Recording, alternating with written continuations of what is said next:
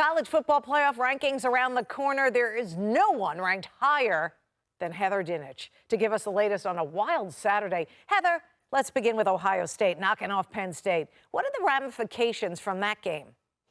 Linda, Ohio State's win at Penn State gave the Buckeyes the opportunity to be the selection committee's highest-ranked one-loss team in the first ranking ahead of Georgia. That depends on if the committee values Ohio State's win at Penn State over Georgia's win at Texas. But they could view Ohio State's one-point loss at Oregon as a better loss than Georgia's loss to Alabama.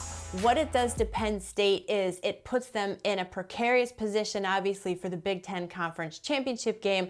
Their most ideal scenario right now is playing for a first-round home game, and Penn State just missed out on its best opportunity to impress the selection committee because it might not have any wins against ranked opponents, even as a one-loss team, with their best win right now coming against Illinois that just lost to Minnesota. And Heather, as you know, 7 top 25 teams overall lost on Saturday. Those were the losers, but who were the big winners to come out of those results?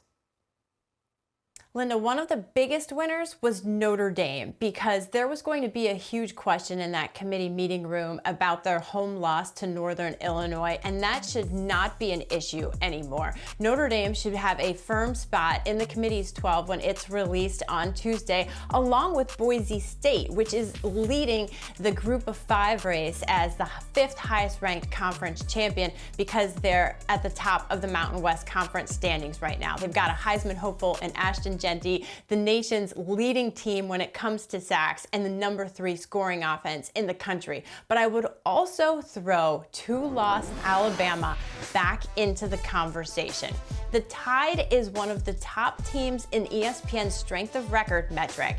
And by the way, they now have a loss to a bowl-eligible Vanderbilt team, which certainly doesn't look as bad as it did that day, and one of the best wins in the country against Georgia. So don't count out the Tide. I would actually count them in. Yeah, that's such a great point about Alabama, Heather. And the first college football playoff rankings debut Tuesday already on ESPN. We'll know a lot more then. Well, you'll know a lot more then, that's for sure. You know more than all of us. Heather, thanks for the time.